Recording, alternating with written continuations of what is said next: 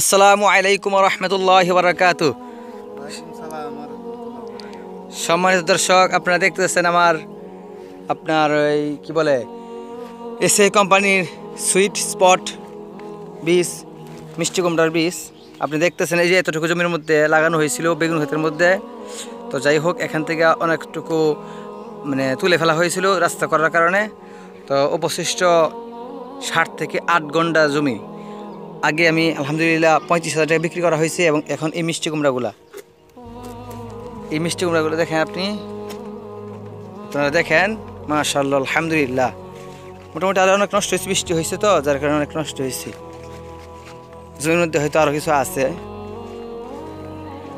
মাশাআল্লাহ আলহামদুলিল্লাহ। দেখেন, আশা করি কতগুলো হতে পারে বাচ্চা ভাই এখানে একটু মিলে এরকমই। তো আমার কাইডে করছে 250 মিষ্টি কুমড়া হতে পারে বা একটু কম বেশি তো হতেই পারে। যাক আলহামদুলিল্লাহ।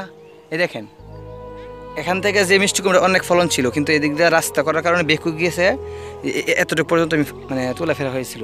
তো এতটুকু জায়গা থেকে আমার মনে করেন যে মিষ্টি কুমড়া বিক্রি করছে, এখন যে এতটুকু হয়েছে আলহামদুলিল্লাহ। এরকম ফলন আমার চোখে আমি কোনো দেখি নাই, এরকম দেখছি না, পাকা এবং কাঁচা। এরপরে মিষ্টি কুমড়াগুলো খুব বড়, সর্বোচ্চ মিষ্টি কুমড়া 8 কেজি পর্যন্ত আছে। আর দেখেন, এই যে ছোটো একটা মিষ্টি কুমড়া দেখেন, এই যে মিডিয়াম ছোটো, এটাও মনে করেন 3.5 থেকে 4 কেজি হয়ে যাবে, 4 কেজি ওজন। যাক আলহামদুলিল্লাহ, আপনারা সবাই দোয়া করবেন। ভাই আচ্ছা ভাই, ফলন কেমন হয়েছে? এমন ফলন কি আরও হয়েছে এদিকে? তো দেওয়ার মালিক কেডা? তো যারা আমাকে বলছে আমি কৃষিকাজ বুঝি না, হ্যাঁ, তাদের কথা কি মিথ্যা করছেন আল্লাহ? তাইলে কি দেওয়ার মালিক আল্লাহ, কখন কারে দিবে এটা একমাত্র আল্লাহই জানে।